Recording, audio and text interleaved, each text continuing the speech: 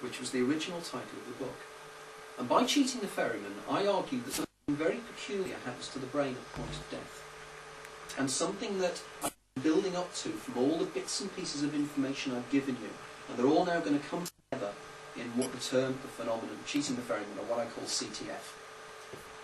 Now what I try to show as graphically as well as I can, but what we have here is the situation. Here is a skydiver. A very, very stupid skydiver because he's forgotten his parachute. So as he starts plummeting towards the ground, he starts to realise that he's about to die.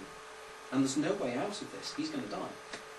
But there's going to be a point where he's going to get so close to the ground that death is within a microsecond. I argue that at that point, the glutamate flood takes place. Now, what the glutamate flood does, it's quite interesting technically, is that the glutamate floods the brain and the temporal lobes, to protect themselves, put up something called the NMDA barrier, which is a barrier that is across the synaptic gap, which stops, in fact, the glutamate getting into the temporal lobes. But in doing so, it brings about excitotoxicity and cell death, or something called hypoxia, because it stops oxygen getting into the temporal lobes as well. So the temporal lobes start to have oxygen starvation. Now we all know if you hold your breath for long enough, you start feeling it floating out of your body, you start to feel quite weird. Now this is greater than that, you know, by factors of tens of thousands. But the same effect takes place. So the temporal lobes start to react, and they start to go into a temporal lobe seizure. Glutamate flood brings about a temporal lobe seizure. Now, what I think then happens, and Peter Fennick and I were discussing the maths, and a gentleman by the guy Max Payne that you may know, and Max is trying to do maths for me at the moment in terms of this. What I argue is that at the point of death, just before you die, the glutamate flood, that makes you literally drop out of time. Rather like my friend Margaret, and rather like Dostoevsky, you go into a temporal lobe seizure, and suddenly time doesn't stop but slows down. And it slows down exponentially. So effectively each perception second takes twice as long as the one before to pass. So very quickly, if you do the maths, what we're doing is the Zeno's bisection paradox. So effectively, you will never get to the point of hitting the ground because you're falling out of time. Now, I don't show it here, but there is a wonderful thing called Thomson's lamp, which shows how the maths works. And if anybody's interested, I've put the part of that on the blog site. Effectively, the maths works that, because when you think about it, time is fascinating. Time is the only thing I can think of that's measured by itself. You can have a pound of apples, but you can only ever have a minute of a minute. So my minute may not be a minute. And indeed, a fellow of the Scientific and Medical Network, by the term of Steve Taylor, has written a book called Making Time. And this deals very much with this. I just have one chapter. Steve's got a whole book on it. And Steve and I agree totally in this.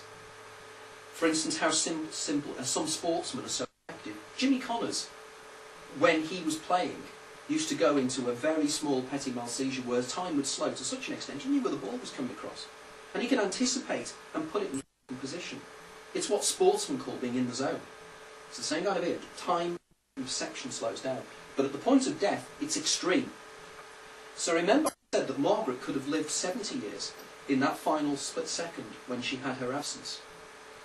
That's what happens to this guy here. And I argue that's what happens to everybody at the point of death, and fall out of time. That's why people turn around when they have a near-death experience and say, do you know, I felt time slowed down. Everything around me. There was one guy who came to my talk last week and he was in a car crash. And he said, you know, it's quite right. He said, when I was in the car crash, I saw the paint blister as the bonnet of my car came towards me. I watched the paint blister as it cracked. It was so slow.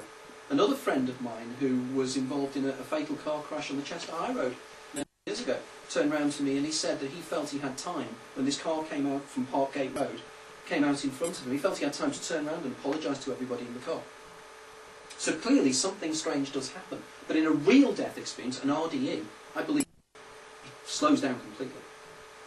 And then the past life review starts. But it does it in real time.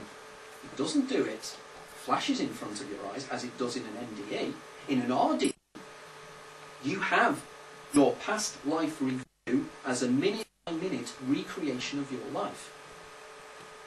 And whilst you're within this, what I term the Bohmian IMAX in deferential of David Bohm, which when I do the quantum physics talk I will explain a lot more of why the quantum physics of this works, is that we fall out of time and we live our lives again.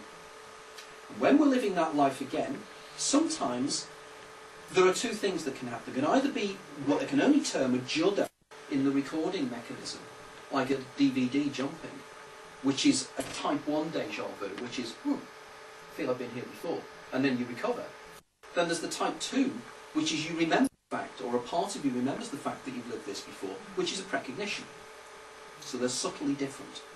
Now, this is just my explanation of cheating the ferryman. Now, the reason I bring this up is that in the ancient Greek myth, when you died, well, not in the myth, but in ancient Greek times, they put a tiny called an obelisk underneath the tomb. That was so that when you came in front of the river Styx, Charon would come out of the mists. Don't you find it ironic that a Damon I come in contact with is named Charon, and I named my book Cheating the Ferryman, which is another weird synchronicity. That when Charon comes, you pay Charon the obelisk. I argue you never get to pay him because you fall out of time, and you cheat the ferryman. But what is more interesting is the ancient Greeks had another myth, which I only subsequently discovered, that the Styx is one of many rivers of the underworld, according to the ancient Greeks. There's another river called the Lethe, L-E-T-H-E, and it's called the River of Forgetting. The ancient Greek myth was that you could return to your previous life and live your life again as yourself, as long as you drank the waters of the Lethe. So this is what I'm proposing here, is that you literally drink the waters of the Lethe, forget that you've ever lived your life before, and start living it again, in a three-dimensional recreation of your life. So, what is it I'm really proposing here? It's something that has been known for many, many years in terms of philosophy, and I know that many members of this group are aware of the concept of the eternal return. And the eternal return was quite fascinatingly presented by J.B. Priestley in a play in the 1920s called I Have Been Here Before, which was one of his 3 time plays, the other one being Time McConway's. And the third one, which I've forgotten, and we were debating it today as to which the third time play was, so if anybody can help me with that, that would be really good. This is based upon an amazing book, if you've read it, written by Peter Ouspensky, called The Strange Life of Ivan Osokin. And as you're probably aware, Peter Ouspensky was a close associate of Gurdjieff, but they fell out in later times.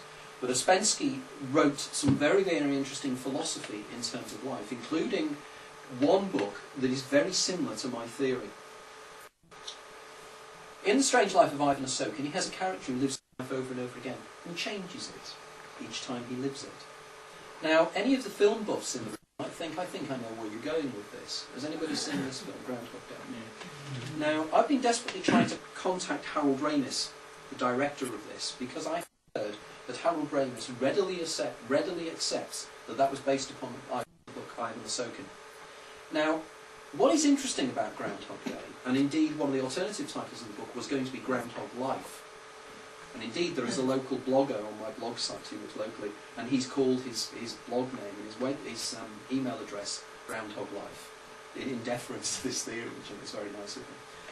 But Groundhog Day, as you know, the central character, Phil Connors, goes down to Punxsutawney in Pennsylvania for Groundhog Day, which ironically enough was only a few days ago, and I was doing a talk and somebody pointed out to me afterwards, do you know today's, it was the talk we were at, no, the next day. No, but I know that it's February, it's the beginning of February. I was doing this talk and afterwards somebody said, you know the thing you missed out about all that? So I said, what's it? Today is Groundhog Day. And on my blog somebody's been doing a joke because somebody's put on the blog and they turn around and they say, yeah, P, today's Groundhog Day. And then the next day somebody's put in, yippee, it's Groundhog Day. And then quite a few people didn't get it, so we had to reiterate, what I just did then.